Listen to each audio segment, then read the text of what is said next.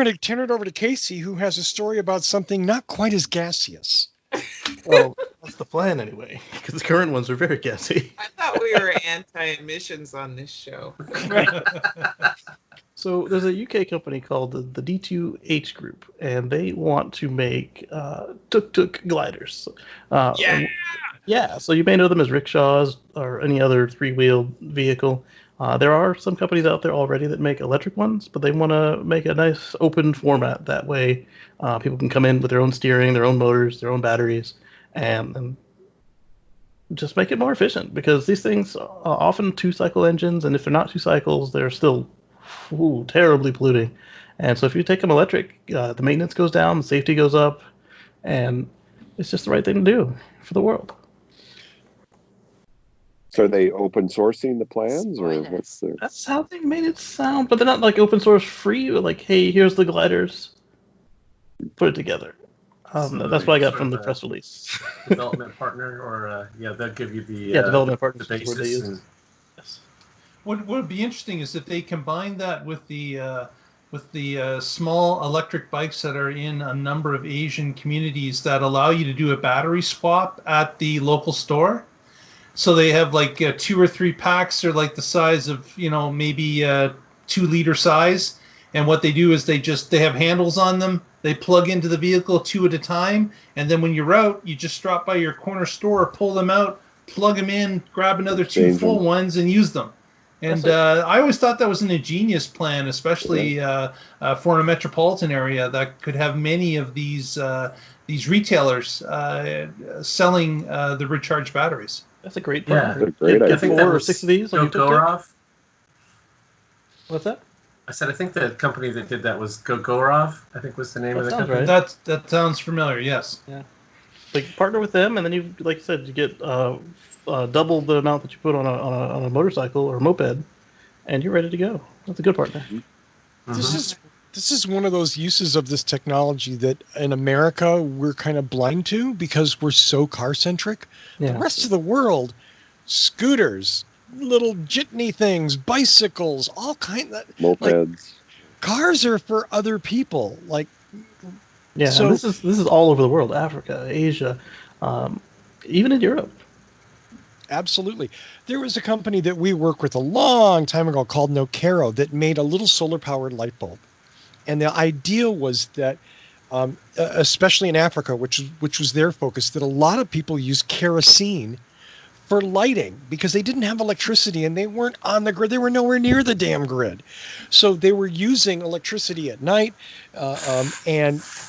or they just weren't awake. So what these little solar-powered bulbs would do is you buy one and then they would donate one.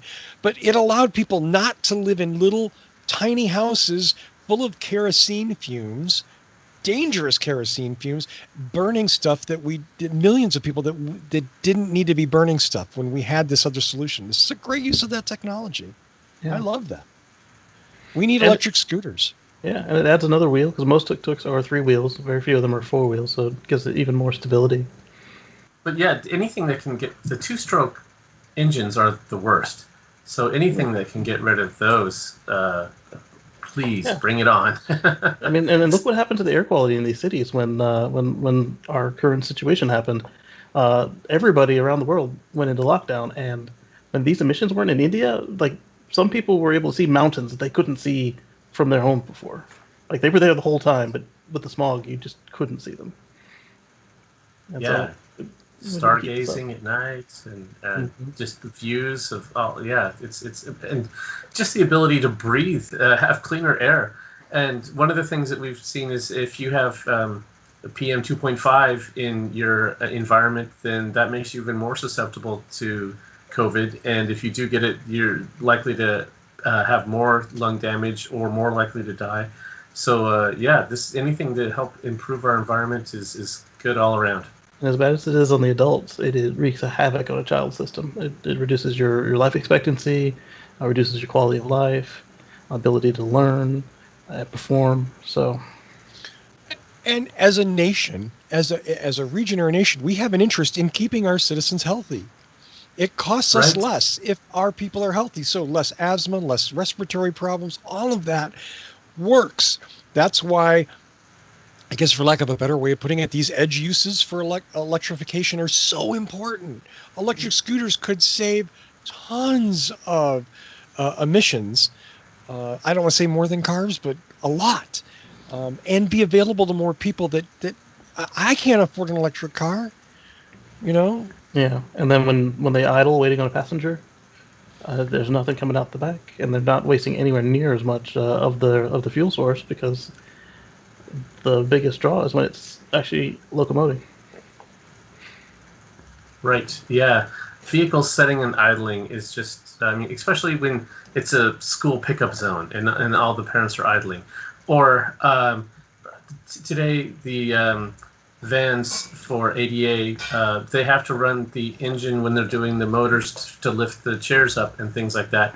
Now you have these people in vulnerable situations, and let's just have a tailpipe running right near them for several minutes. We need to find better solutions.